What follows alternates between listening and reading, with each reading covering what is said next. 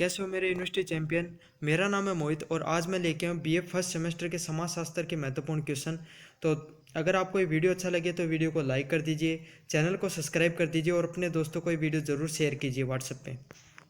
तो चलिए शुरू करते हैं अपन आज का पहला क्वेश्चन है, अगस्त कॉमेट ने किस सन में समाजशास्त्र विषय की स्थापना की। ऑप्शन ए है सन 1938 में, ऑप्शन बी है सन 1858 में, ऑप्शन सी है सन 1738 में, ऑप्शन डी है 1758 के अंदर। तो इन्होंने कब अगस्त कॉमेट ने किस समाजशास्त्र की विषय की? ऑप्शन ए है 1838 के अंदर। अब बढ़ते हैं 2 नंबर क्वेश्चन की तरफ। समाजशास्त्र एक विज्ञान है क्योंकि यह एक, ऑप्शन ए है वस्तुनिष्ठ है, ऑप्शन ए है विषय निष्ठ है, ऑप्शन सी है मात्रात्मक है, ऑप्शन डी है गुणात्मक है। तो हम सब जानते हैं जो विज्ञान है होता है वो एक वस्तुनिष्ठ होता है, तो समाजशास्त्र भी एक वस्तुनिष्ठ है, इसीलिए क्या है कि ये विज्ञान है। अब बढ़ते हैं क्वेश्चन नंबर 3 की तरफ। समाजशास्त्र क्या है? समाजशास्त्र क्या है, इसके लेखक कौन है? ऑप्शन ए है हार्वर्ड बेकर, ऑप्शन बी है एलेक्स इक्लेक्स, ऑप्शन सी है माइकबर, ऑप्शन बी है मैक्स वेबर। तो इनमें से जो समाजशास्त्र क्या है इसके लेखक कौन है? वो है एलेक्स इक्लेक्स। तो इस क्वेश्चन का जो सही आंसर होगा क्या ऑप्शन नंबर बी होगा। अब बढ़ते हैं 4 नंबर क्वेश्चन की तरफ। जिन समाजशास्त्रियों के अनुसार समाजशास्त्र का समन्वय एकत्वत्व अर्थात सामान्य विज्ञान है वह क्या है? ये किसने कहा है? ऑप्शन ए है अगस्ट कॉमेट व हर्बर्ट वेस्पर ने, ऑप्शन बी है जर्मन विचारकों ने, ऑप्शन सी है दुर्खिम और सोरोकिन्स ने, ऑप्शन डी उपयुक्त सभी। तो इनमें से ये किसके द्वारा कहा गया है? तो ये कहा गया है अगस्त कॉम्टे व हर्बर्ट स्पेसर के द्वारा। अब बढ़ते हैं 5 नंबर क्वेश्चन की तरफ। समाजशास्त्र में नाट्य के शास्त्र उपागम किसके द्वारा प्रतिपादित किया गया? ऑप्शन ए है ई गर्फमैन के द्वारा, ऑप्शन बी है मर्टन के द्वारा, ऑप्शन सी है गिडिस के द्वारा, ऑप्शन डी है लिटिन के द्वारा। तो इनमें से जो हम सब जानते हैं जो नाट्य की उपागम है वो किसके द्वारा किया गया? वो किया गया ई गर्फमैन के द्वारा। अब बढ़ते हैं 6 नंबर क्वेश्चन की तरफ। समाजशास्त्र में नाट्य शास्त्र उपागम किसके द्वारा प्रतिपादित किया गया? सेम क्वेश्चन आ गया मतलब। 7 नंबर क्वेश्चन की तरफ बढ़ते हैं।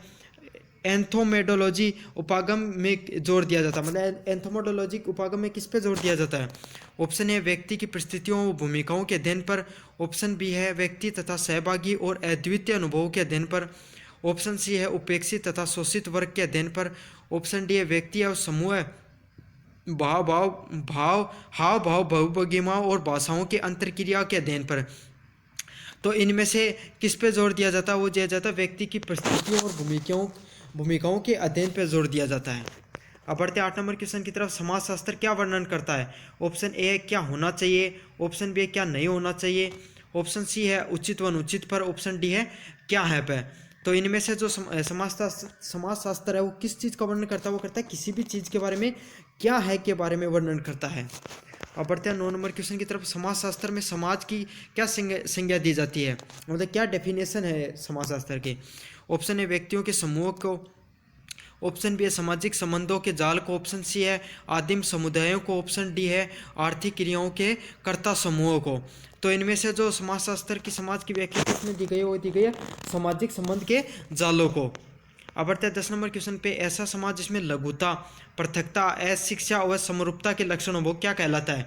ऑप्शन नगरीय समाज, ऑप्शन बी है लोक समाज, ऑप्शन सी है समुदाय, ऑप्शन डी है संस्था। तो इनमें से ऐसा समाज क्या कहलाएगा? वो कहलाएगा लोक समाज। तो इस क्वेश्चन का जो सही आंसर होगा क्या ऑप्शन नंबर बी होगा। अब बढ़ते हैं 11 नंबर क्वेश्चन की तरफ। निम्नलिखित में से हम समुदाय नहीं कह सकते हैं, किसको नहीं कह सकते? ऑप्शन ए नगर को, ऑप्शन बी है ग्राम को, ऑप्शन सी है बंदी गृह को, ऑप्शन डी है खाना बदोश को। तो हम इनमें से जो समुदाय किसे नहीं कह सकते हैं वो कह सकते हैं खाना बदोश समूह को। बाकी नगर, ग्राम और बंदी गृह को हम क्या कह सकते हैं? एक प्रकार का समुदाय कह सकते हैं। अब बढ़ते हैं 12 नंबर क्वेश्चन की तरफ। बंदी गृह को एक सीमावर्ती समुदाय कहा जाता है क्योंकि इसमें समुदाय जो एक तत्व विद्यमान नहीं है, मतलब बंदी गृह को हम सीमावर्ती समुदाय कहते हैं क्योंकि उनके अंदर कौन सा तत्व विद्यमान नहीं होता है? ऑप्शन ए निश्चित भूभाग, ऑप्शन बी है सामुदायिक भावना, ऑप्शन सी है स्वतः विकास का भाव, ऑप्शन डी है उपयुक्त सभी। तो इसके अंदर जो क्या होता है वो स्वतः विकास का, मतलब अपने आप विकास का भाव होता है, इसका नाम है सीमावर्ती समुदाय कहते हैं।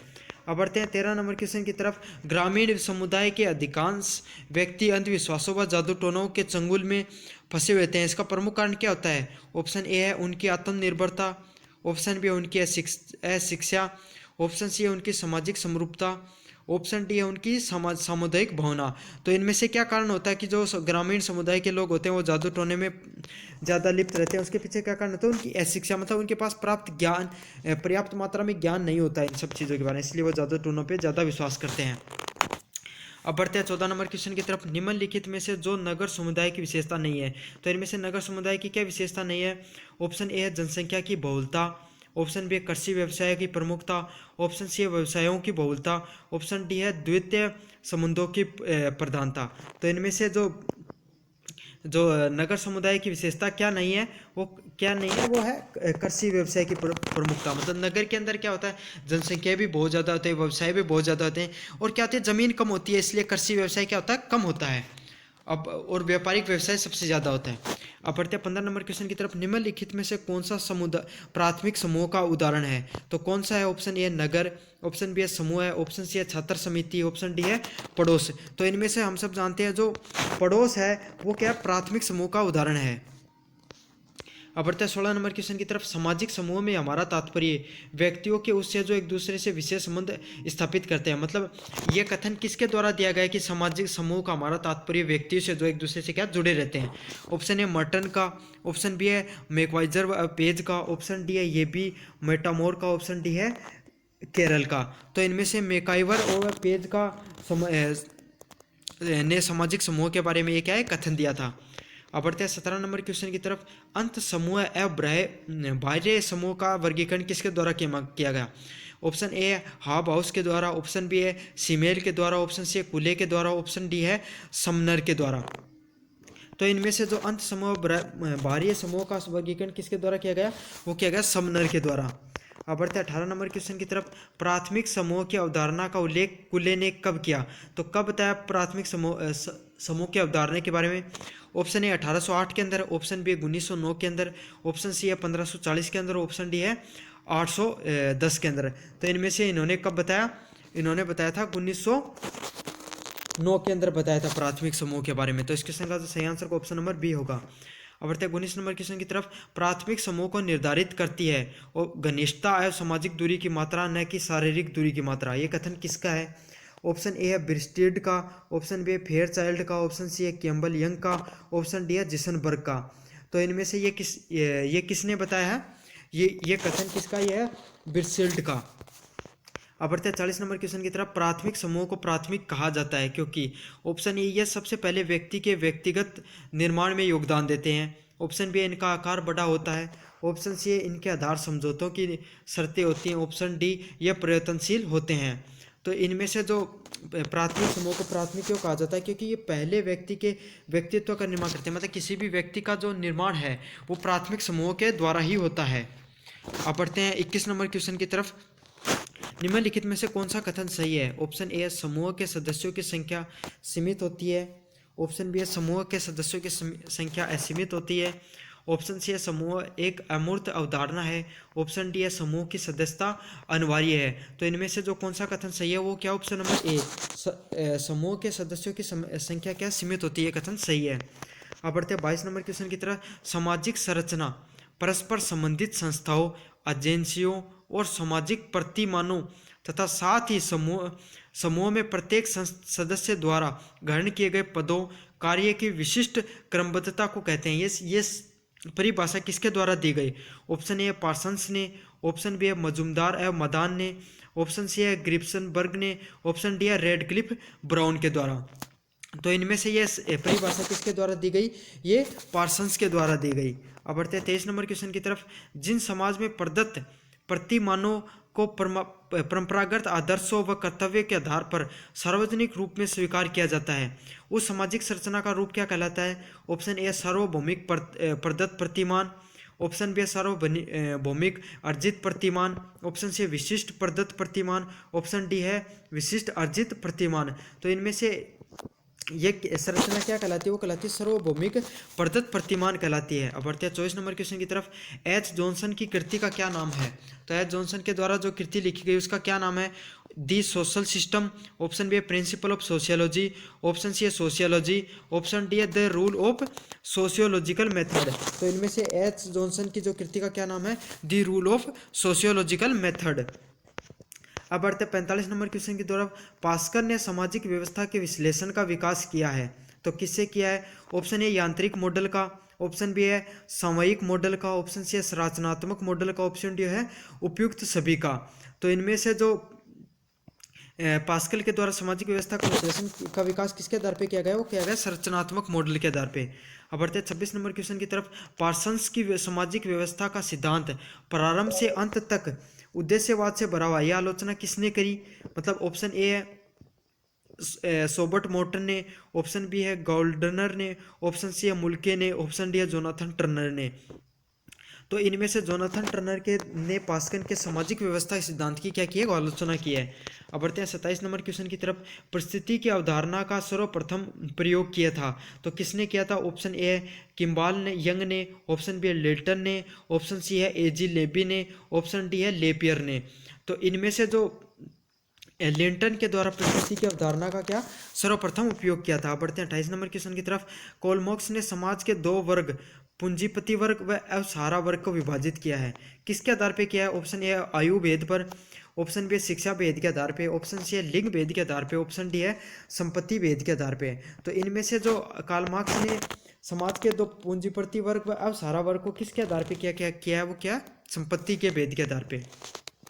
अब बढ़ते हैं 29 नंबर क्वेश्चन की तरफ। निम्नलिखित में जो अर्जित परिस्थिति है वह क्या है? मतलब अर्जित परिस्थिति क्या है? ऑप्शन ए ब्राह्मण, ऑप्शन बी है नाटककार, ऑप्शन सी है काले, ऑप्शन डी है स्त्री। तो इनमें से जो नाटककार है वो क्या है? एक अर्जित परिस्थिति है। मतलब क्या ये अपने को जन्मजात तरीके से नहीं मिलती है, हम ग्रहण करते हैं एक प्रकार से।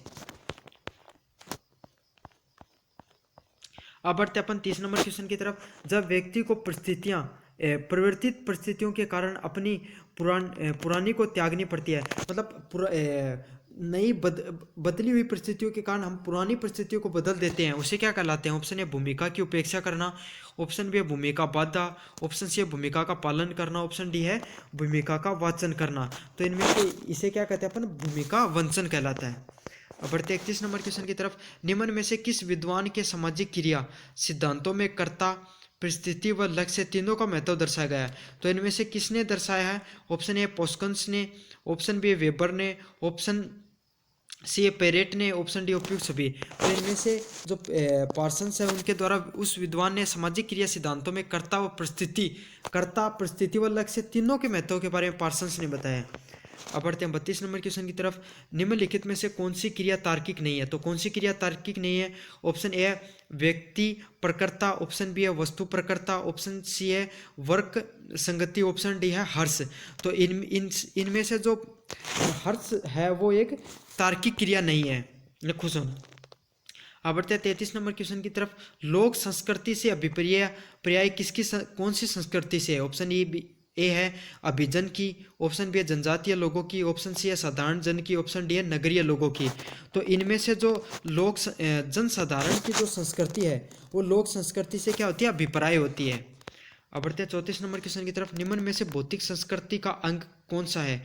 तो ऑप्शन ए है मानदंड, ऑप्शन बी है कंप्यूटर, ऑप्शन सी है प्रथा, ऑप्शन डी है सामाजिक मूल्य। तो इनमें से जो कंप्यूटर है वो क्या है? भौतिक संस्कृति का अंग है। अब बढ़ते हैं 35 नंबर क्वेश्चन की तरफ। सांस्कृतिक पिछड़ेपन का क्या अभिप्राय है? ऑप्शन ए है पारंपरिक व आधुनिक मध्य अंतकाल, ऑप्शन बी है पूर्व पश्चिम के मध्य अंतरकाल, ऑप्शन सी है सांस्कृतिक सभ्यता के मध्य अंतरकाल, ऑप्शन डी है भौतिक व अभौतिक संस्कृति के मध्य अंतरकाल। तो इनमें से जो हम सब जानते हैं सांस्कृतिक पिछड़ेपन का क्या अभिप्राय होता है?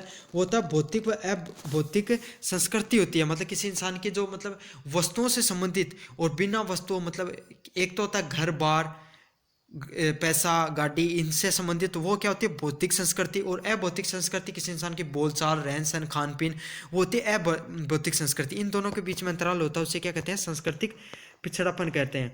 अब बढ़ते हैं 36 नंबर क्वेश्चन की तरफ। सांस्कृतिक प्रतिमान की अवधारणा का सर्वप्रथम किसने प्रतिपादन किया? ऑप्शन ए मर्टन ने, ऑप्शन बी है रूथ बेंडिक्ट ने, ऑप्शन सी है पार्सन्स ने, ऑप्शन डी है कोहेन में। तो इनमें से जो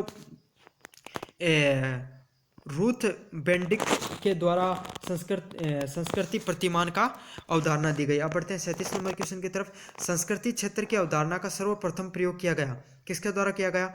ऑप्शन ए है हर्कोविटिक्स के द्वारा, ऑप्शन बी है रूथ बेंडिक्ट के द्वारा, ऑप्शन सी है विल्सर के द्वारा, ऑप्शन डी है डॉक्टर दुबे के द्वारा। तो इनमें से जो विल्सर है उसके द्वारा सांस्कृतिक क्षेत्र की अवधारणा का क्या प्रयोग किया गया। अब बढ़ते हैं 38 नंबर क्वेश्चन की तरफ। फैशन सेंस की तुलना में क्या होता है?